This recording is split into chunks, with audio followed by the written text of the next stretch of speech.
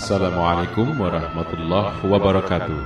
Sudah tiba saatnya sekarang untuk kita ikuti bersama acara Mutiara Hikmah bersama Khadratus Syekh Romo Kiai Haji Ahmad As-Surari Al-Ishaqi, pengasuh Pondok Pesantren Al-Fitrah Kedinding, Surabaya. Kali ini kita akan mulai dengan seri yang pertama dengan bahasan syukur. Selamat mengikuti.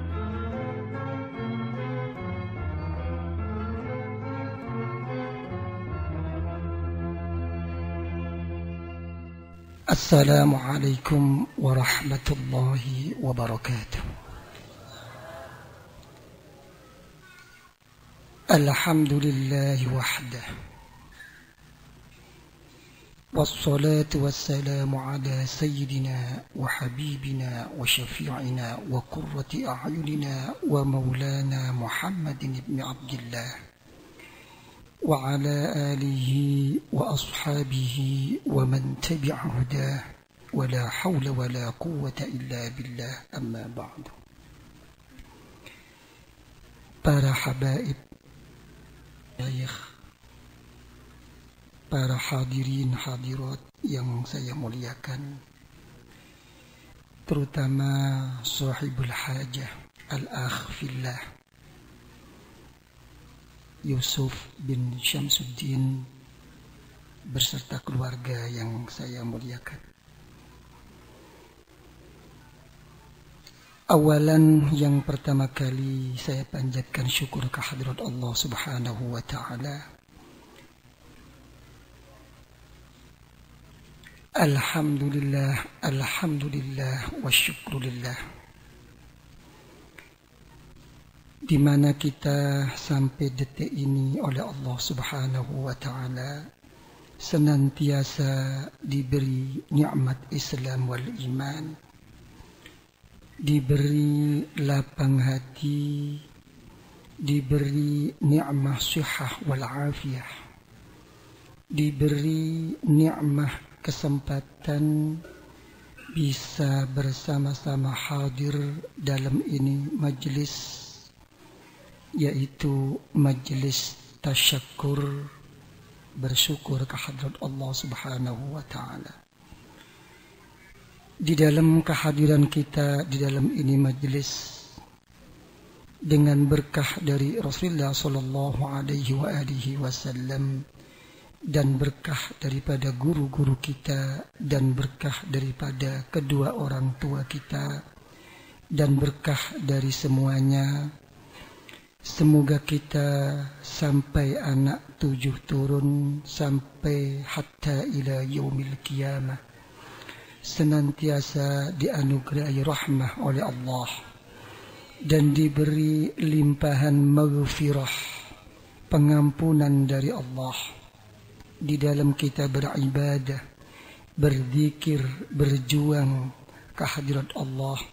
Semoga makin bertambah cinta kita, ma'rifah kita, taqarrub dekat kita ke hadrat Allah di dalam kita menghadapi hidup ini, dan untuk memenuhi segala kehidupan ini semoga kita senantiasa diberi selamat, diberi aman dari segala musibah, dari segala kerusakan, dari segala gangguan, dari segala kezaliman, lebih-lebih dari segala fitnah, ma zahara minha wa ma batan. Semoga dipermudahkan segala rezeki kita, segala urusan kita, dan bisa mengatasi segala amanat tanggung jawab kita. Fa insyaallah kita akan mendapatkan ridha dari Allah dengan membawa husnul khatimah, husnul khatimah, husnul khatimah ma'a naili syafa'atil uzma min Rasulillah sallallahu alaihi wasallam. Amin ya rabbal alamin. Para hadirin hadirat yang saya muliakan, ngomong apa iki? Sing mburi coba meneng ya. Iki omong-omongan nggih. Muga-muga napa dipun buka manahipun dening Allah, pikantuk taufik hidayah saking ngersanipun Allah. Kalau wau kok omong Jawa. Tadi Al-Habib Muhammad bin Smith mengatakan tentang berzikir dan bersyukur. Dalam Al-Quranul Karim, Allah Subhanahu wa Ta'ala telah berfirman, "Wa ma khalaqtul jinna wal insa illa liya'budun." Keadaan kita dan jin-jin ini dijadikan oleh Allah semata-mata agar beribadah kepada Allah. Posisi kita ini tidak akan lepas dari 4 keadaan. Kalau tidak dalam keadaan beribadah, tentu kita akan dalam keadaan bermaksiat kepada Allah. Kalau kita tidak dalam keadaan senang, tentu dalam keadaan susah. 4 keadaan ini kita dituntut oleh Allah untuk menjadikan kita beribadah kepada Allah. Bagaimana ibadah kita jadi ibadah kepada Allah? Bagaimana maksiat kita bisa menjadi kita tambah ingat kepada Allah? Senang kita bisa bersyukur kepada Allah, susah kita bisa bersabar kepada Allah. Semuanya ini tidak lepas tujuan yang pokok adalah untuk berzikir kepada Allah. Sampai-sampai Rasulullah sallallahu alaihi wasallam dalam Al-Qur'anul Karim dia katakan, "Aqimis sholata li dzikri." Tegakkan salat untuk zikir kepada saya. Jadi semuanya ini tujuan gak ada lain apa? Kalau mengikut kata-kata orang Jawa itu apa? Kita ini ingin jadi orang selamat. Ya.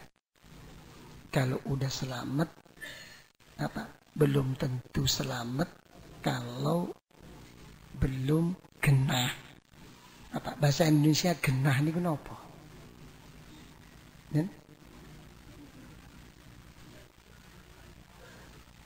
Napa genah kenapa? Bingung. Normal napa nih? Napa? Tepat. Ya. Jadi dikembalikan ya. Secara ringkas keadaan kita ini harus beribadah kepada Allah. Yang nomor 2 untuk memenuhi kehidupan kita di dalam untuk menghadapi hidup ini. Dua-duanya ini kita ingin jadi genah. Ya. Ibadahnya bagaimana jadi genah, rezekinya juga bagaimana genah. Dalam Al-Quranul Karim, konsep genah diterangkan oleh Allah, "Man 'amila shalihan min dzakarin wa unsan fahuwa mu'minun falanuhyiyannahu hayatan thayyibah." Seorang laki perempuan mempunyai iman, beramal yang soleh, akan diberi kehidupan oleh Allah dengan hidup yang baik. Ibadah kita kepada Allah bisa jadi genah. Ya. Baru kalau kita itu bisa merasakan nikmatnya ibadah kepada Allah. Kalau kita belum bisa merasakan nikmatnya beribadah kepada Allah, jangan berharap kita mengatakan udah genah. Walaupun konsep udah jelas dalam Al-Quran, innas salata tanha 'anil fahsya'i wal munkar. Ala bi dzikrillahi tatma'innul qulub, kata Allah. Sembahyangmu akan menjauhkan dirimu, mencegah dirimu untuk berbuat sesuatu yang tidak diridhai Allah. Dengan kamu berzikir kepada Allah, makin tenang hati kamu. Itu kata firman Allah. Tapi kenyataan apa yang terjadi? Apakah betul kita selesai sembahyang itu makin menjauhi larangan Allah? Tanya. Apakah betul kalau kita sudah berzikir kepada Allah menemukan kesejukan di dalam hati? Yang salah bukan janji Allah, bukan sembahyang dan zikir kita kalau tidak menjadikan sejuk di hati kita. Yang salah hanya satu, karena hati kita sendiri belum siap kepada Allah. Jadi orang yang begini ini, saya tidak ngomong tentang pahala.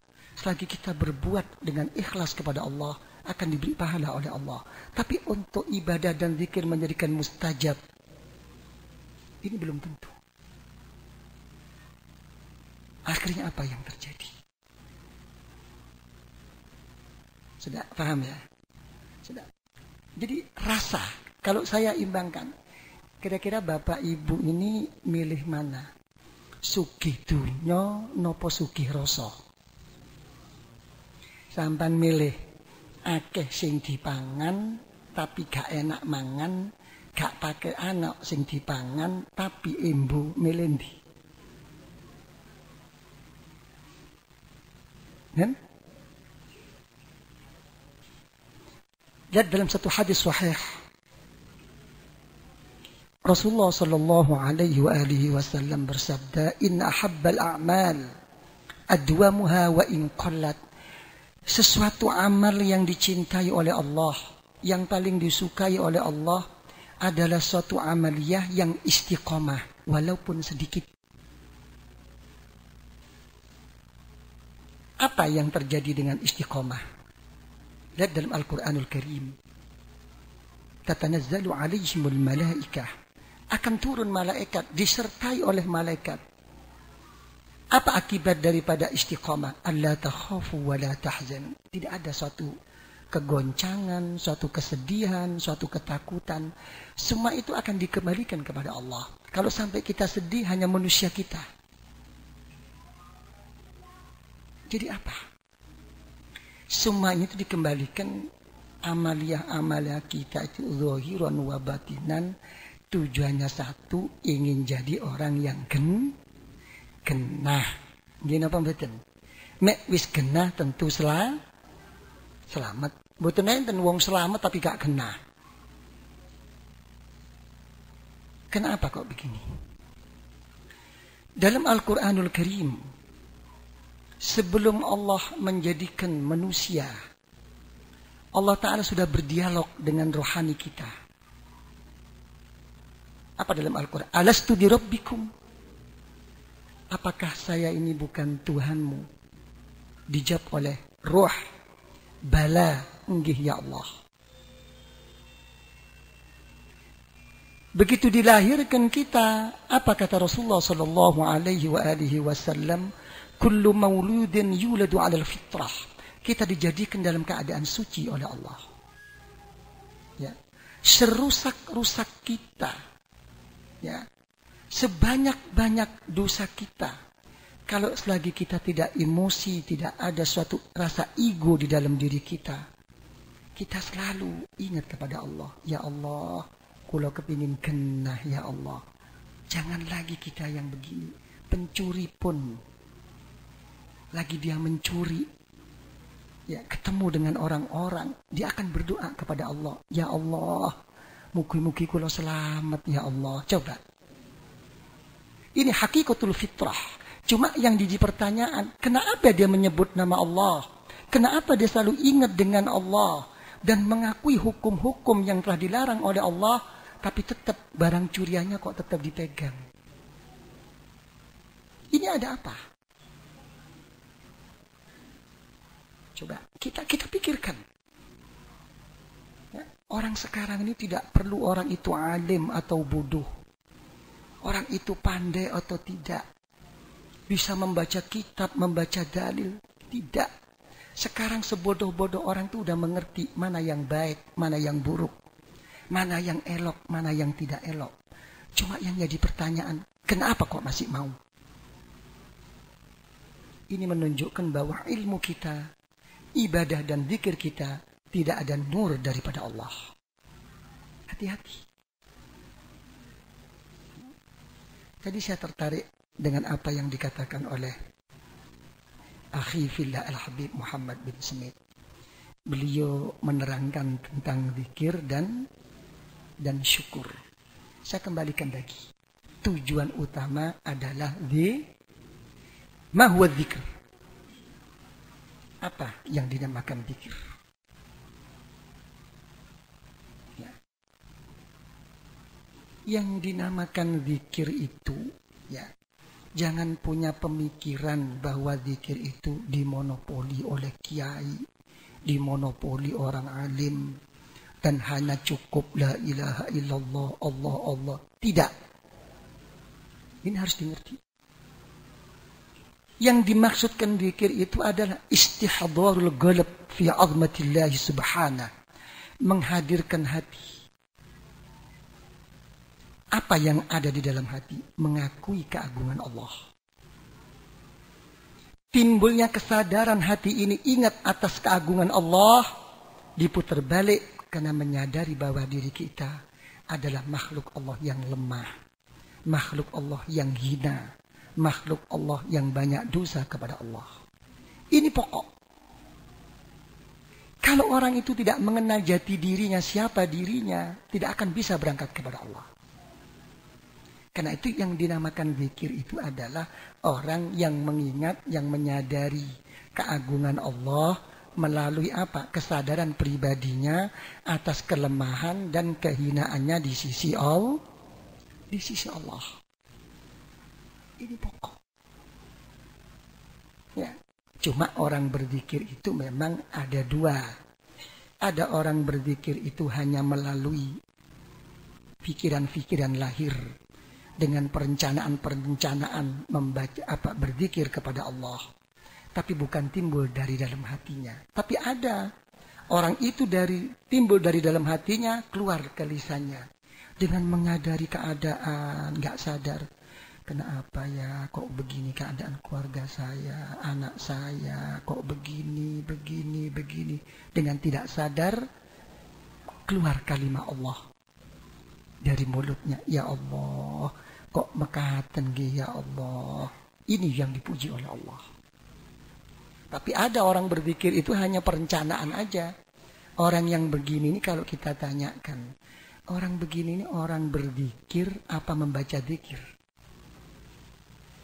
Sing kathah kula kali sampean iku zikir napa maca zikir? Ya? Ndonga napa maca ndonga? Mangkane gak mandi. Niki lah. Ini disadari. Ya. Terus bagaimana? Ya. Niki mboten luwe ta? Nen? Kalau bareng sarapan ya, kan ya.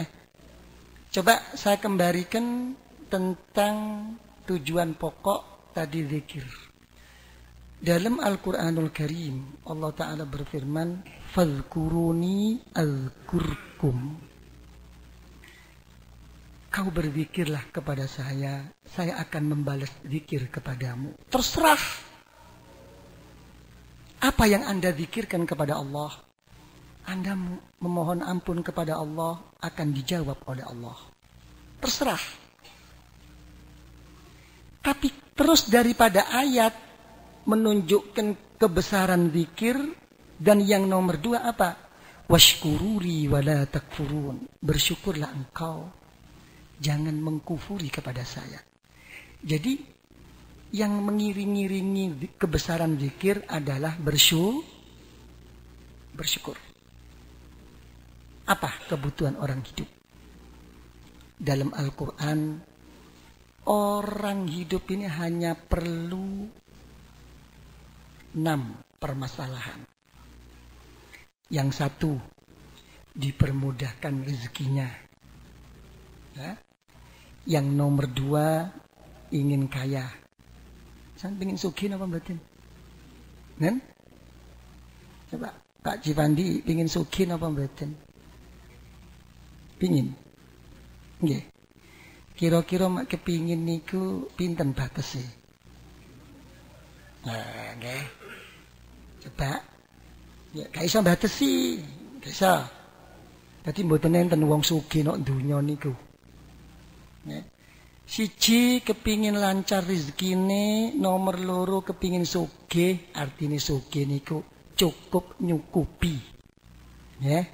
Cukup nyukupi sugih kaya Lim Siliong tapi kredite akeh. Sugih napa mboten hakikate niku? Nen? Sik. Nah. Nomor 3 sing dikepingini wong niku napa kanggo botone urip? Al-ijabah. Penyuwune kepingin disembadani karo Gusti Allah. Nomor 4 ingin diampuni dosanya oleh Allah. Nomor 5 ingin diterima tobatnya oleh Allah. Nomor 6 diberi selamat dan aman oleh Allah. Semua permohonan 5 ini dalam Al-Quranul Karim dijawab oleh Allah insya'a. Mek aku karep tak wei. Mek enggak. Enggak ada. Semua masih mengikuti hak veto Allah. Hanya satu yang pasti diberi oleh Allah. La in syakartum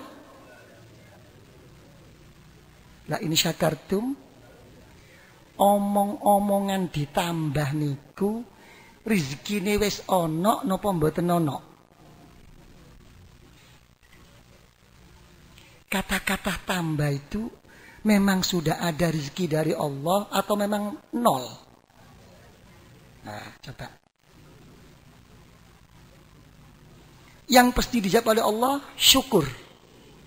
Dalam ayat yang lain Allah Ta'ala berfirman, ma fa'alallah bi'adzabikum in syakartum wa amantum. Mek kon gelem syukur, aman. Jadi syukur. Kula tak takon.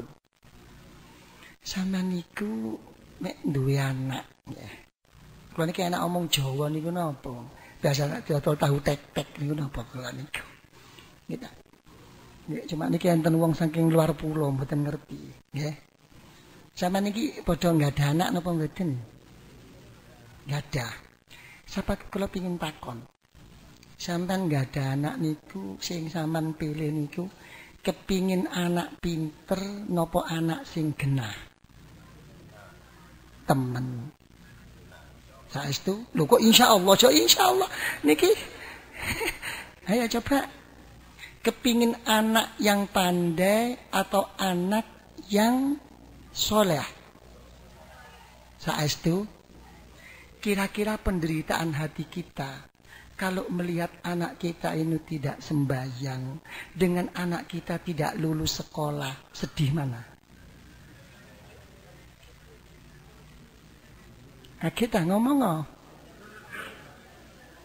kita harus fair, ya, akoni. Tahu rapotnya merah, dengan anak tidak sembahyang, kira-kira sedih mana? Gak tepat jawabane niku. Bener jawabane niku nggih ta. Napa padha sedine. Nggih ta, cuma temene siji. Nggih napa mboten? Pun nggih? Pun. Coba kula kali sampean niku sing kathah, Nak, kon sing pinter, Nak. Mek wis pinter, Nak, kon iso sukses. Mek wis sukses, Nak, kon dadi wong. Pingin dadi wong napa pingin dadi wong-wongan? Napa bedane wong kali wong-wongan niku napa? Nek wong-wongan teng sawah niku lho lagi medeni manuk. Kita nek wis dadi wong pengin diwongno wong. Nggih napa mboten? Zaman gelem tak sukses tapi gak dianggap tangga. Kepingin diwongno. Tapi sing kathah niku kita ini lupa. Yang banyak itu pokok anak saya sukses.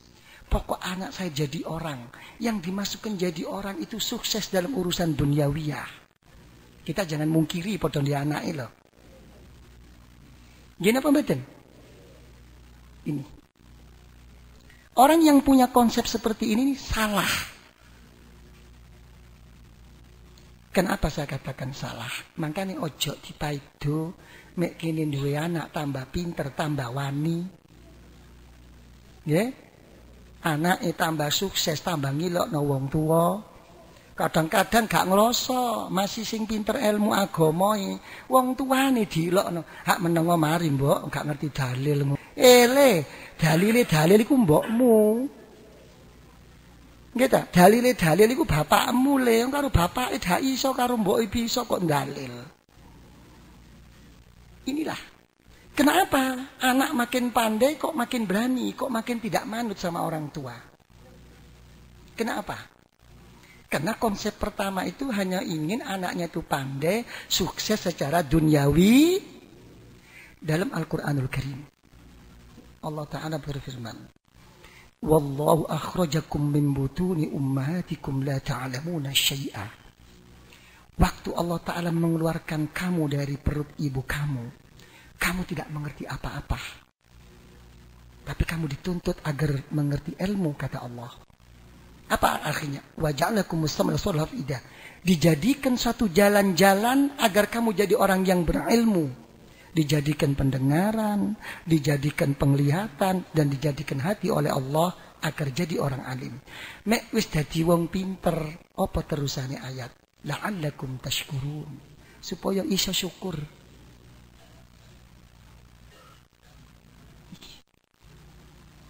Jadi salah konsep-konsep begini, hati-hati. Kadang-kadang nak kamu sukses ini. Tapi kenyataannya nggak makin menjadi baik. Anak. La'allakum tashkurun. Syukur. Ada satu ayat lain. Kira-kira sampean niku kenal napa mboten kali setan, kali iblis, kenal? Udah kenal apa belum sama iblis? Nun? Saya tidak kenal Yai, tapi saya selalu ikut ACC. Kita kenal enggak, tapi melok. Dalam Al-Quranul Karim,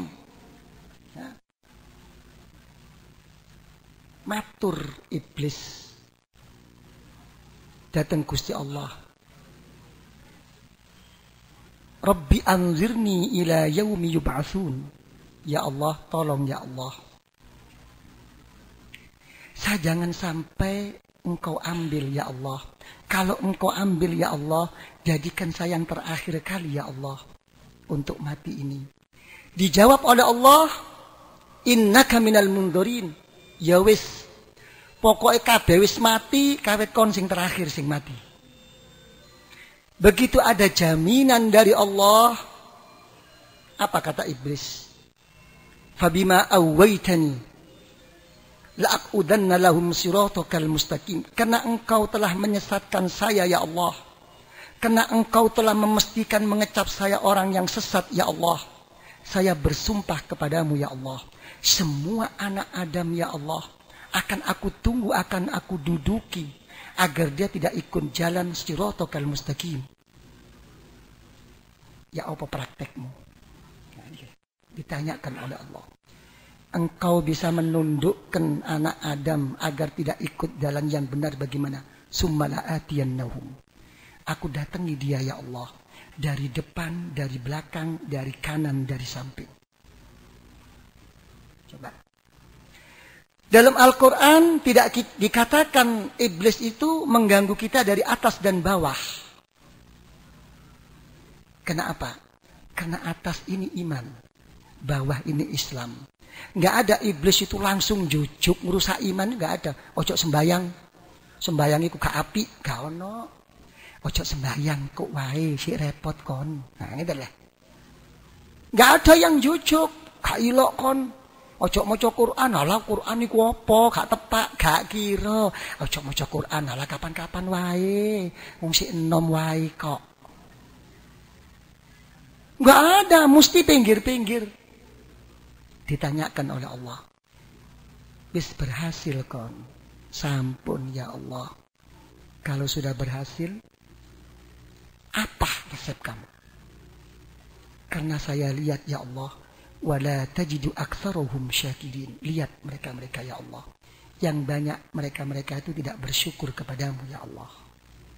Jadi balak-balik niku mergo mboten syukur. Tak pengin takon. Sampeyan niku mek ibadah teng Allah niku kepingin keterima napa mboten? Nen? Saestu? Nggih. Enten ibadah niku sah tapi gak keterima. Yang penting terpenuhi segala kewajibannya yang diwajibkan oleh Allah, tapi tidak diterima oleh Allah. Ada kok. Gitu. Tapi apa sekarang akibatnya kita tidak diterima oleh Allah? Karena satu, setiap kita selepas sembahyang tidak dikembalikan kepada Allah. Iya ya Allah, kalau saya bisa sembahyang begini ya Allah, tiada lain ya Allah, karena rahmat-Mu dan pertolongan-Mu ya Allah. Kalau saya tanpa rahmat dan pertolongan-Mu ya Allah, saya tidak akan bisa sembahyang ya Allah. Mboten saged sampean sembahyang oleh 2 rakaat. Apa nih sikil gringgingen gak wurung. Ini kadang-kadang. Jadi resep semua ini ya, agar kita menjadi orang yang kena, ayo sing iso syukur teng Gusti Allah. Syukur. Nah, sekarang ya kalau kita perhatikan ilmu itu jangan lagi merupakan suatu hidayat, bimbingan kepada Allah. Sekarang ini susah. Jadi yang banyak selama ini ilmu ini apa?